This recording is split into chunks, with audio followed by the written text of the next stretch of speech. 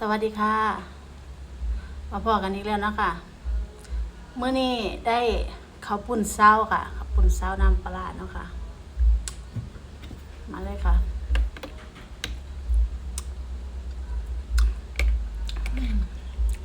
เป็นเมนูที่เฮ็ดง่ายและก็จะแซ่บค่ะ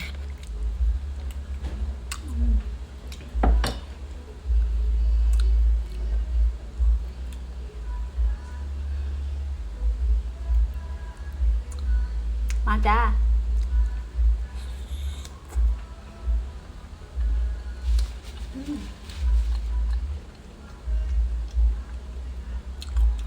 มีเห็ดเพาะเนาะ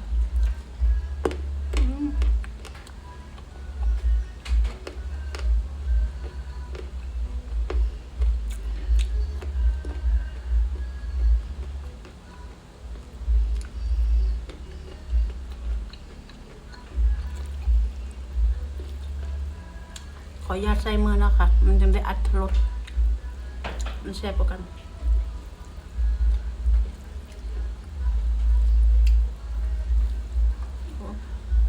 จะเหม็นเส้นยาว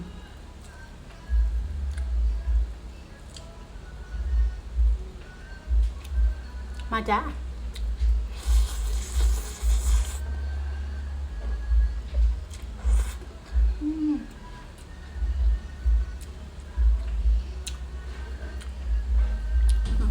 มีผักลวกนั่นเดียว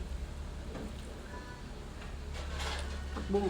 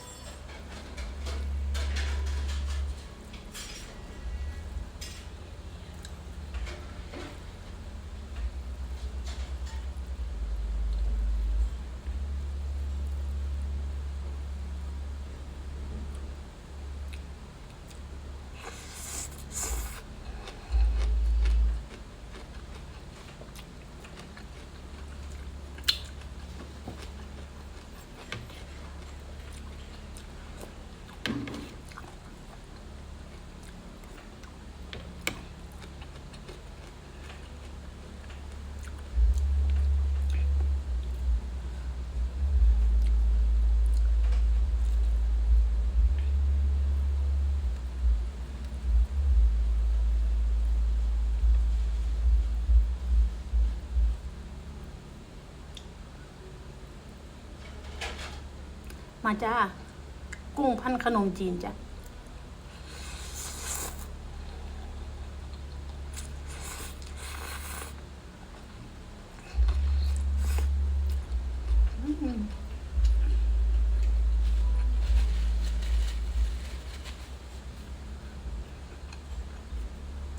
กระเจี๊ยบจ้ะ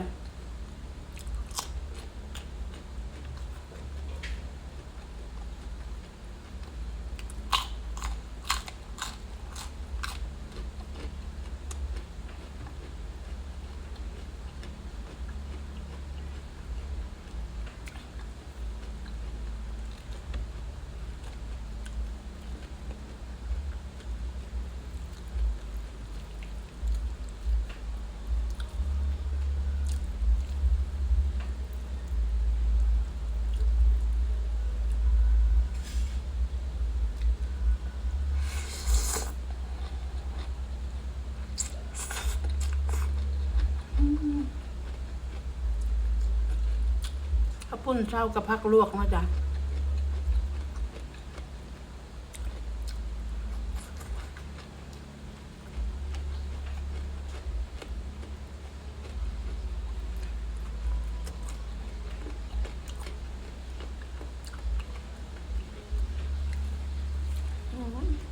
ขออวดอีกคือเก่าเลยค่ะผักกันยางปลูกเองจ้ะสดๆเลยงามปะครับ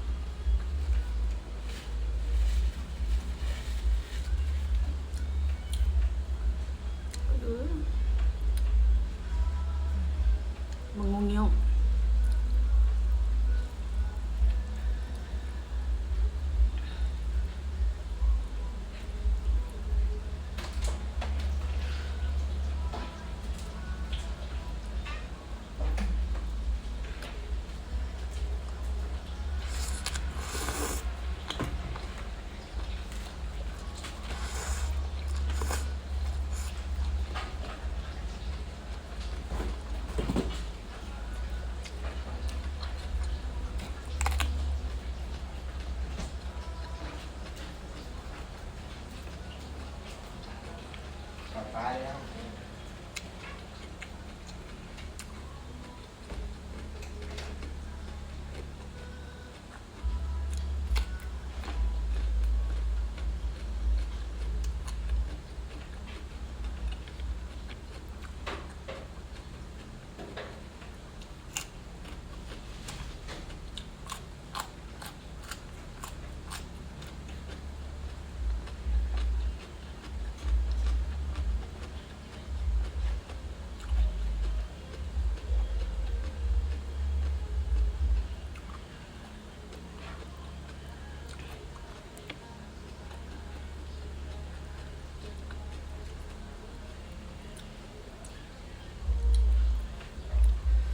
มาจ้ะ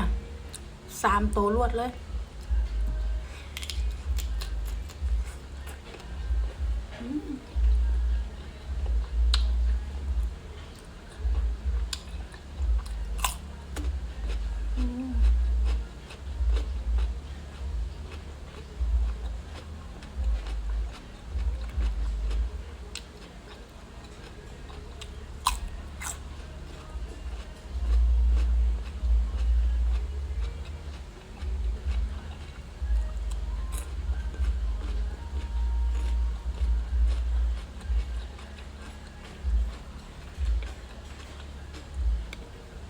อุ้ยในห้องก็มีแมงวัน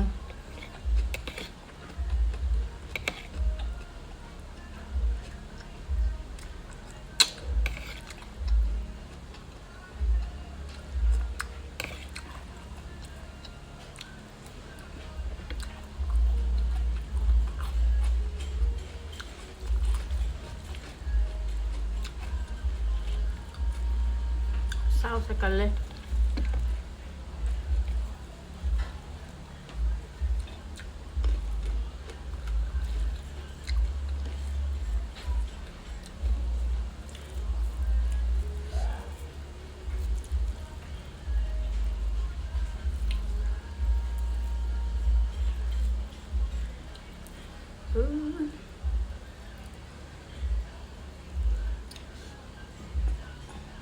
มาจ้า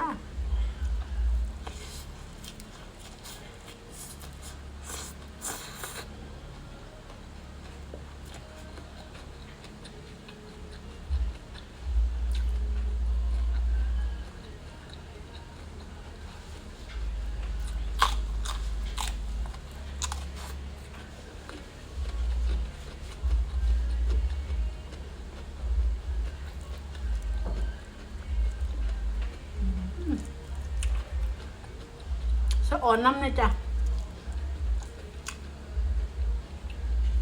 งามคัก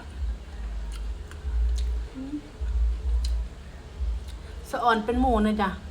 งามขนาด